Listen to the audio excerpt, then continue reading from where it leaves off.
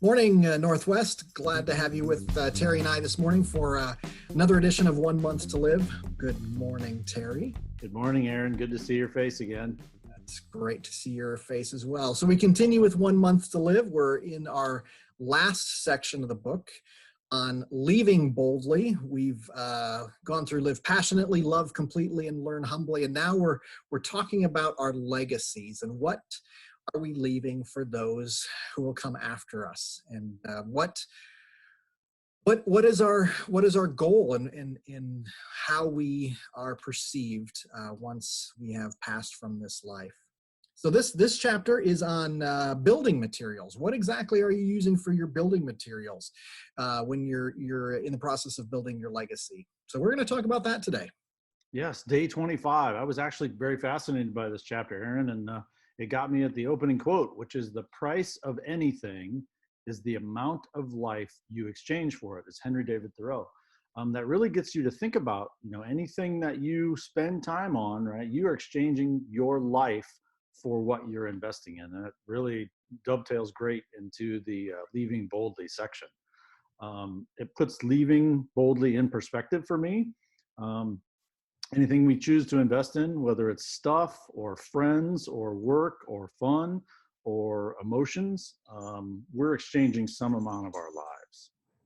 Yeah, it's good for us to remember that there's a trade-off for anything. What exactly is our trade-off? If we decide to go out golfing, that means we're not spending time with our family. If we decide to watch more Tiger King or whatever it's called, we're not doing something else. And so we're always in the process of exchanging something for another item. Exactly. And that's especially important as we talk about our legacy. Exactly what are we exchanging for how people will see us in the future. Right. Yeah. The challenge for me is to think about what we're building, not just coast. We've talked about coasting, right, in earlier chapters. And this really says, man, coasting is not going to gain you anything. You're exchanging time for what you're investing in, and coasting is just not an option. I really like this picture because we're hardwired, internally to make some sort of impact. I think it's in our nature to want to leave a lasting legacy. And the analogy that's used is a bridge, right? So our legacy is a lot like a bridge. We want it not just to endure, but also to lead to something, not just for us, but for people who come behind us. And that's why I love this picture of this bridge, because it just reminds me of that. It ties in really well with the quote. Well, yeah, we've all been on bridges, swinging bridges or, old decrepit bridges, and that its life is limited, or its ability is limited. So yes, exactly. What are we using to build our bridge? And the next statement you said is also very fascinating, is where is our bridge leading? When somebody crosses your bridge, crosses through your life, where is it going to take them? Is it going to take them into the ghetto? Is it going to take them into problems? Is it going to take them into, a new kingdom of excitement and learning? Where is it taking you? Right. And it's all depends on what we've invested in our lives. And building a bridge like this, there's so many things around us that are temporary and fragile and finite. So it's hard to believe sometimes that we can have a lasting, significant impact. But that's part of the point of this study, is to remind us that we have that opportunity. And we're going to talk a little bit more about the tools that we use to do that in this study. Even in our current circumstances, right? Things just seem so chaotic. And what am I really investing in? Am I just staying home quarantined? And am I gaining any ground in my life? It can be very frustrating, which is, again, why I think the chapter this day is great for us to review and talk about. Yeah, but even outside of quarantine, right now, obviously my Monday looks a lot like my Wednesday, which look like my Saturday and Sunday.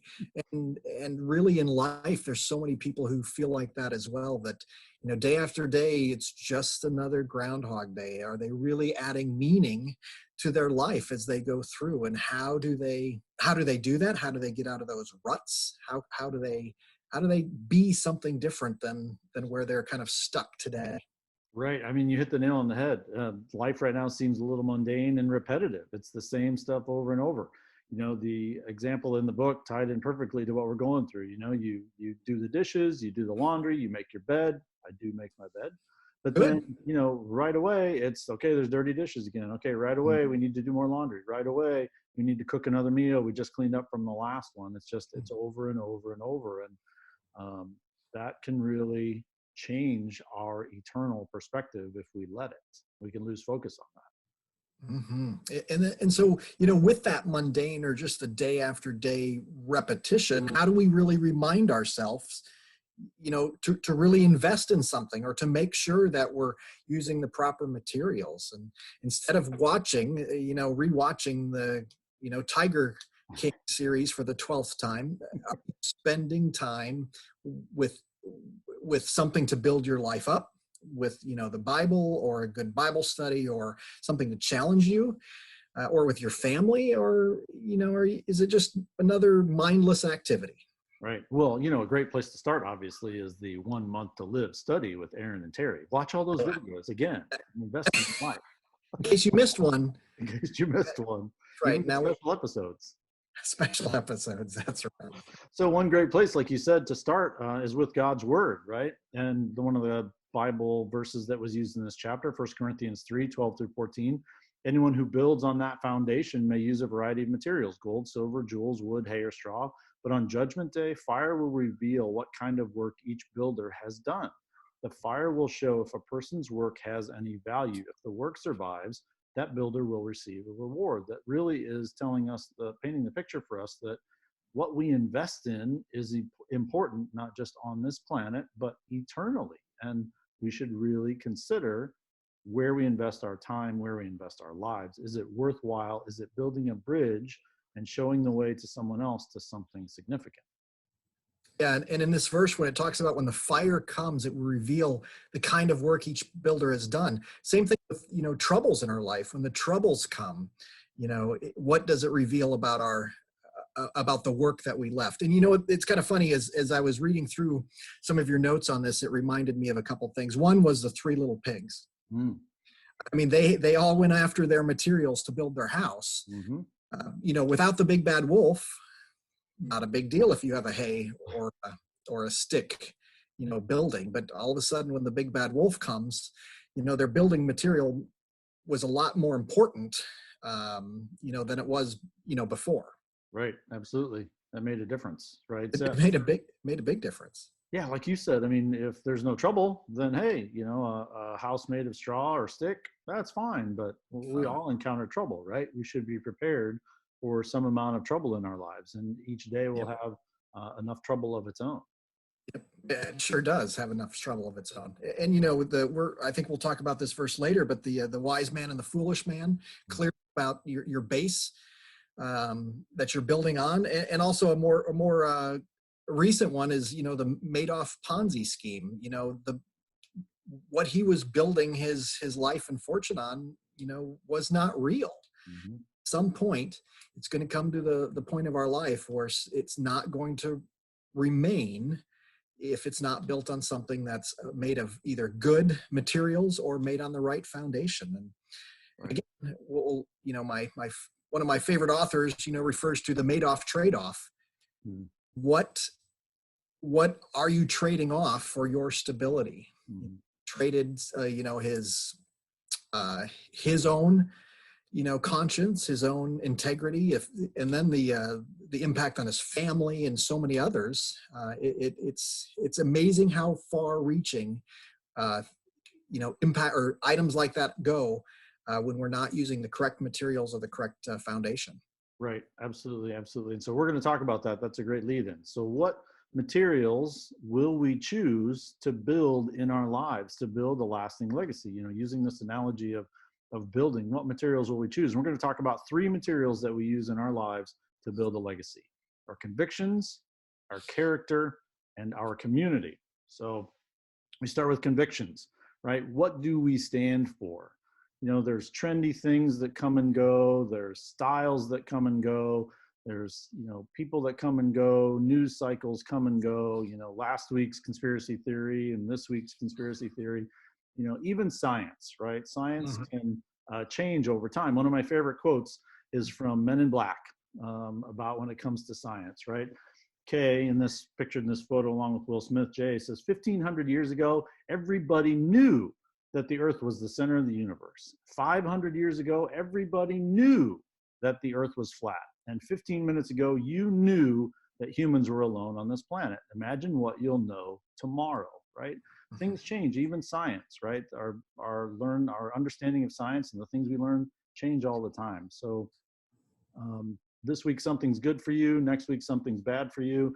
This month something is on the hot list, next month something is, can't believe we spent our time and our money on it. So all these things just toss back and forth. But what doesn't change is what we need to build on, our convictions that withstand the test of time.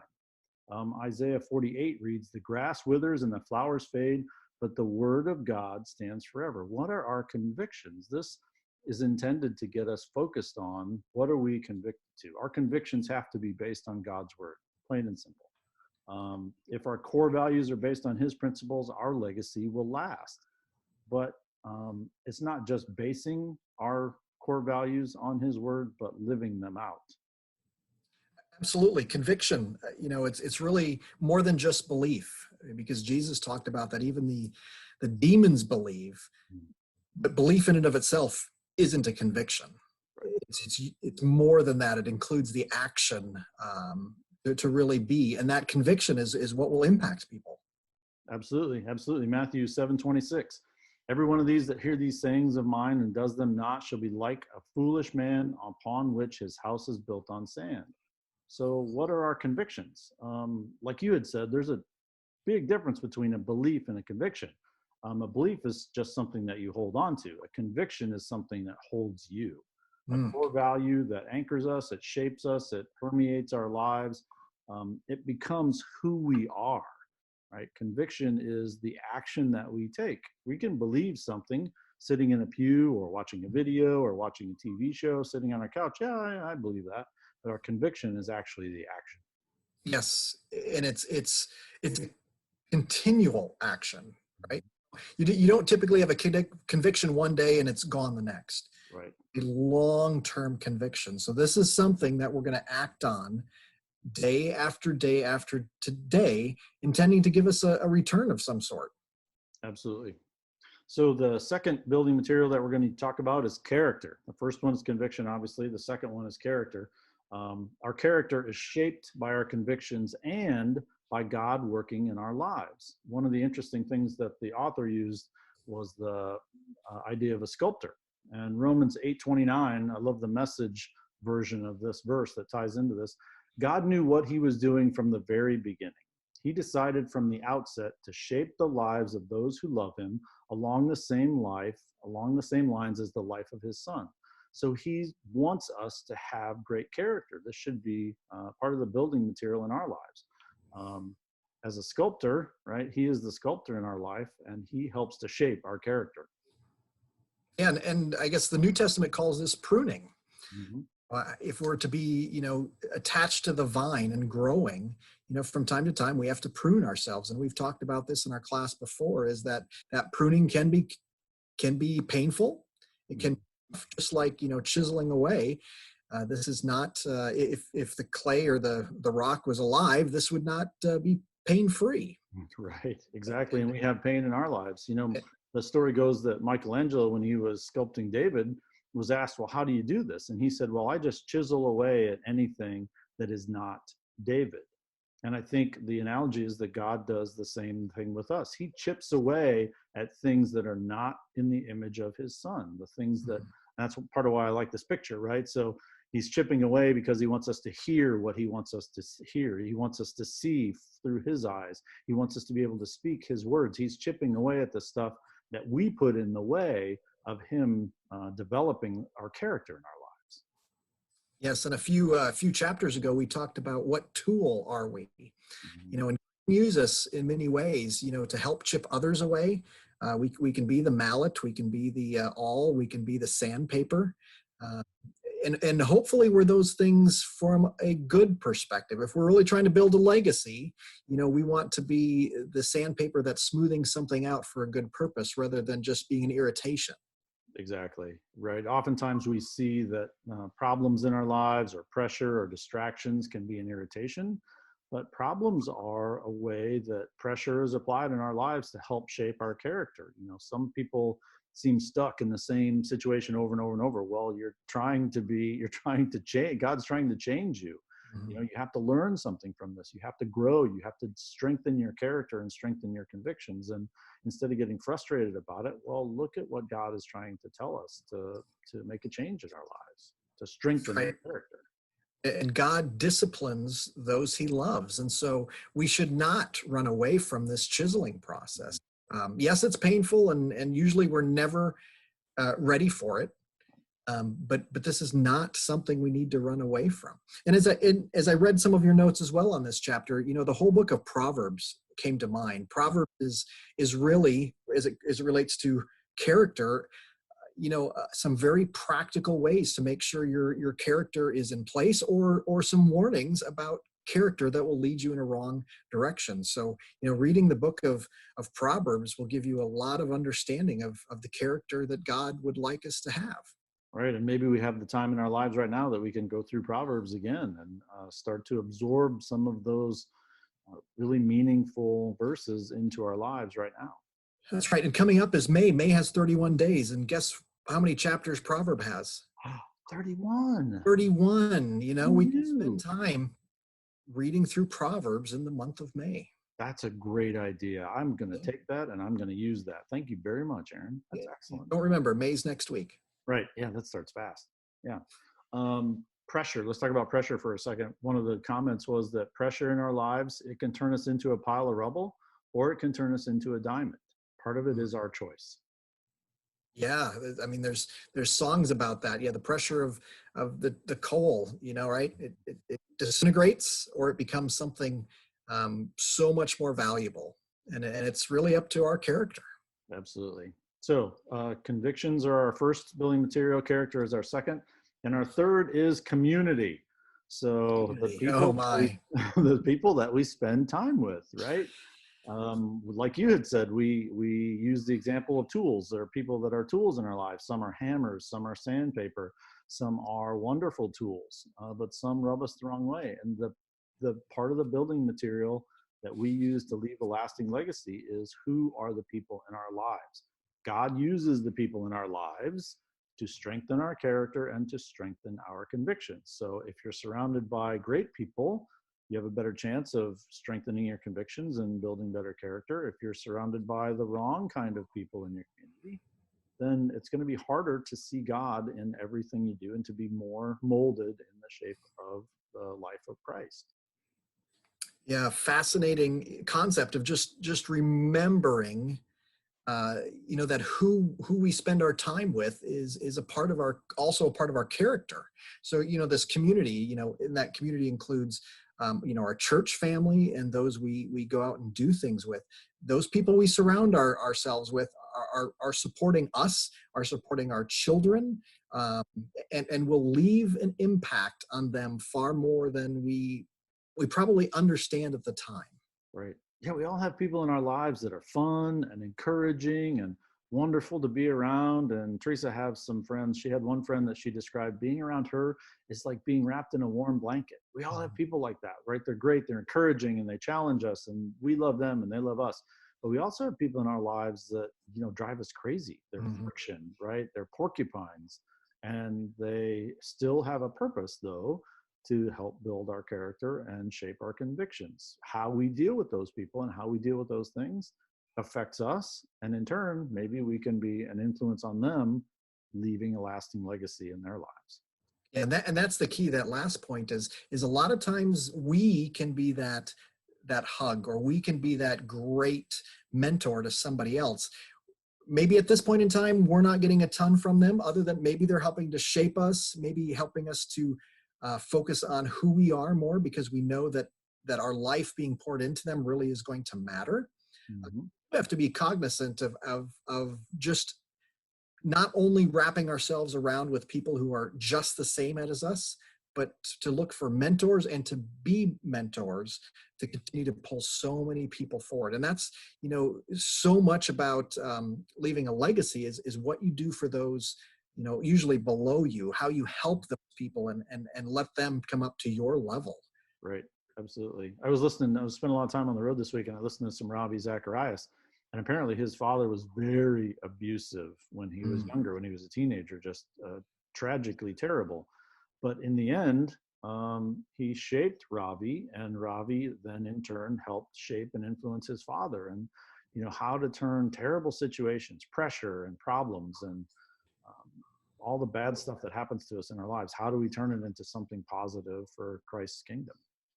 Absolutely. Yeah. The what's next of all this is what's so important with our community is we don't maybe see it today, but it's really, we're impacting someone and someone's impacting us. And a year down the road, looking back at those relationships and to see how each side has grown and impacted the other. And are we different than we were a year ago?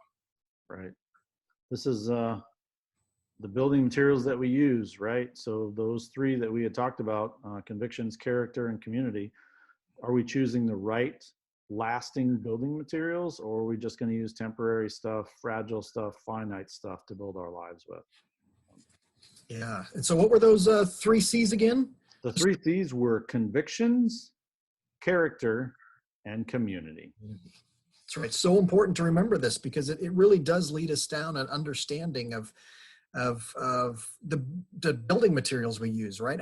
Who can we be inside if we're focused on, the people we're around, the who we are on the inside, and the real beliefs that we hold and act upon. Right. Absolutely. So hopefully we have time, now that we have extra time in our quarantine, that we can stop and reflect on these things in our lives and really do an evaluation. Like, again, we've covered in past lessons. Are we willing to transparently look at ourselves and make changes if we need to, or ask for help, not only from God, but from people in our community? Admit that we need something and be willing to accept the answers that they give us, even though it may be difficult to hear. Right. So convictions, character, and community. It's a good lesson for us. Yeah, absolutely it was. So, well, Aaron, thank you for your time. Thanks for the comments, and hopefully we can use this to propel us into leaving a lasting legacy. Absolutely. It should be all about, what's done for Christ is what actually is going to last. And this is a good lesson along that line. Absolutely. So I hope all 12 of our viewers have enjoyed it, and we'll see you next time. See you next time. Bye-bye.